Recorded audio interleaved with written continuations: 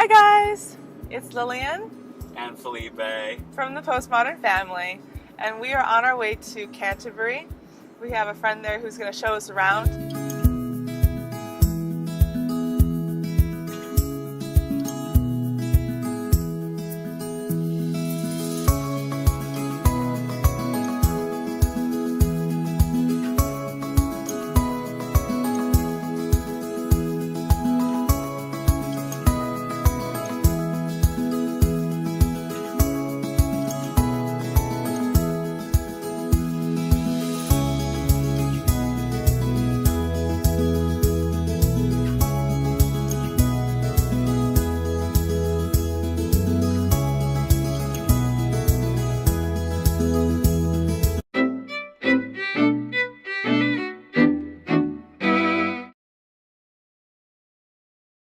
Hi! Hi, I'm Felipe. I'm Lillian. And we're the Postmodern family.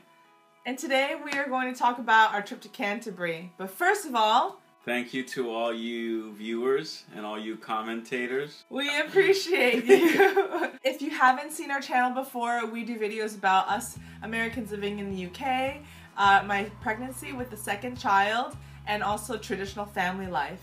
And we encourage you to subscribe if those topics interest you.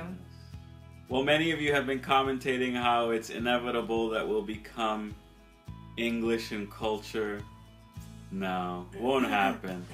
But we thought, what a quintessentially English thing to do, to take a pilgrimage to Canterbury.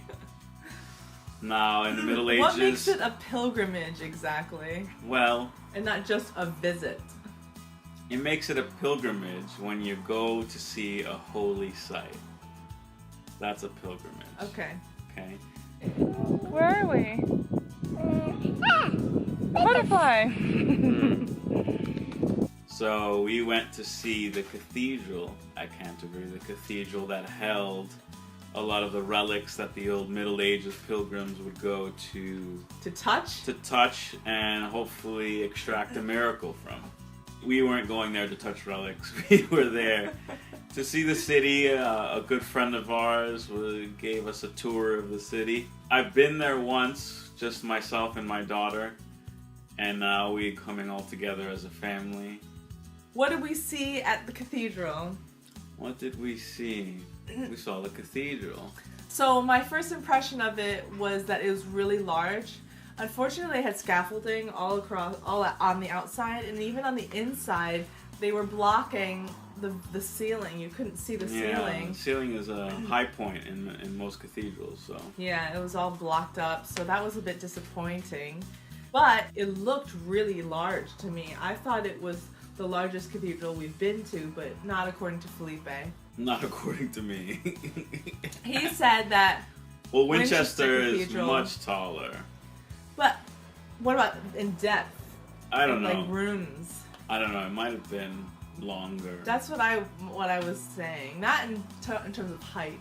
Yeah. Because we couldn't see the ceiling. How would I know? Because this one had so many little chapels. It had, I think, 4 little chapels at the back. And then also in the crypt, they had like another series of 4 chapels underneath in like the basement. Mm-hmm. Yeah, but you weren't allowed to take any photos in the crypt. Did you know that? It was not allowed. What was really fascinating was a lot of archbishops of Canterbury buried there. One of them is the figure that I named my book club after in the U.S., Saint Anselm. Anselm. Anselm. It's an E before L. Anselm? I don't think they say. Tell us, how do you pronounce it? He named his reading group after the saint. Yeah. And I had never heard of Anselm before he named his group it, and I was like, this is not going to be catchy. No one's going to want to go to your group. But it blew up. It blew up, exploded. It's still going on today. I mean, That's without right. you there. So that's quite impressive. Well done, honey. It's called the Anselm Reading Group, ARG. ARG! Yeah. And named because his famous saying was, I believe in order to understand, or I have faith seeking understanding. So many people stay on the fence or don't believe because they don't understand. And some believe that you had to first believe before you understood. Yeah, that's quite interesting. It's a role reversal of the modern mindset. Yeah. And it is something that my evangelical friends and ministers would say, is that you kind of have to take a leap of faith in the beginning. Once you take that leap of faith, you find out that it's completely solid ground. It's not some shaky bridge you're like standing on in terms of evidence and backing things up. In the Middle Ages, the pilgrimage was mainly to see the famous St. Thomas of Becket, I think it is, isn't it? The king famously said, "Will no one rid me of this troublesome priest?" And the men around the king interpreted that as a command to kill him. And so he was martyred in the cathedral, and many people thought that his relics were a source of miracles. So after you go through the nave, and then you go up some other stairs, and then there's like a little doorway. Is it the choir loft? It must be. It is gorgeous in there. It just, I don't understand why it's almost completely blocked off. It is, right, from the nave. Completely blocked off. You have to go through this little door, and then it's like, wow, everything is just really symmetrical and high and big and really beautiful in there.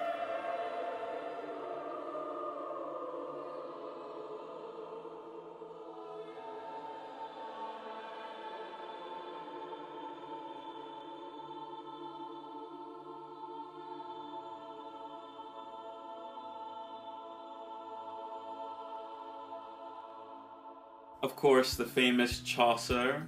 How do you say it? Chaucer? Yeah, Chaucer. Who wrote the Canterbury Tales. Canterbury Tales. Canterbury Tales. Canterbury Tales, how are you saying They had a statue created for him not too long ago. It was a newer one. You thought Chaucer's claim to fame was that he wrote the screenplay No, for they're A Knight's Tale. unrelated.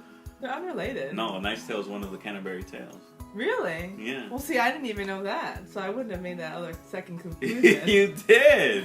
I didn't know A Knight's Tale was from Canterbury Tales. Stop! There you go. Maybe I should read the Canterbury Tales. You should. And then, where did we go afterwards? We had lunch at our friend's house. You're up. Good job. Yes, that juice is made by some. And then he took us to a hill lookout. A vista. Yes. Where you can see as far as the downs, right?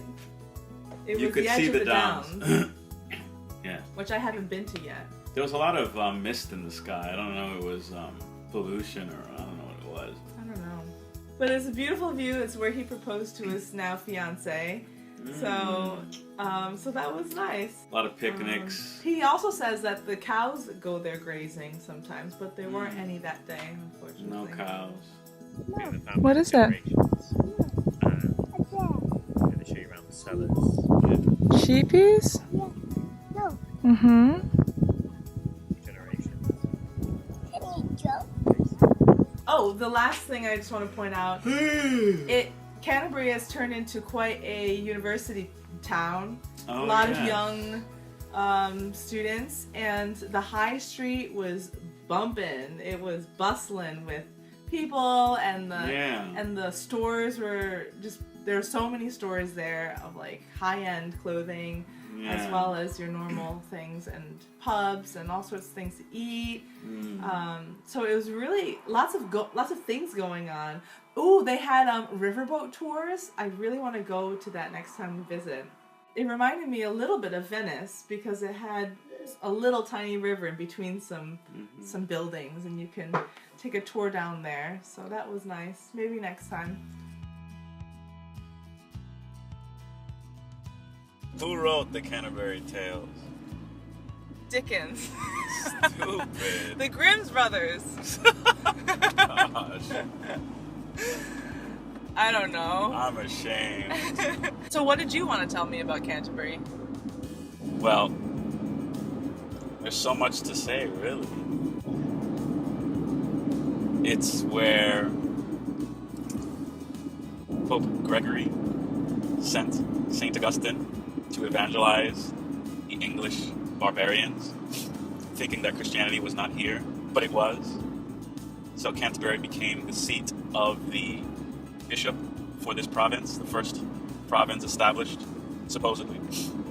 So historically, it is the place from which Christianity was reintroduced into England. It first came with the Romans, 3rd, 4th, 3rd century.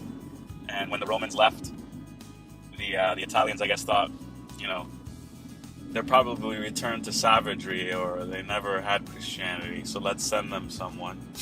So they sent St. Augustine. Not the same St. Augustine of Hippo, a different St. Augustine. So then anyone who converts or starts to believe Christianity of the Anglican form, we say they're walking down the Canterbury Trail. You see. If you like what you've just seen, subscribe, people. Thanks for watching. Bye! See ya!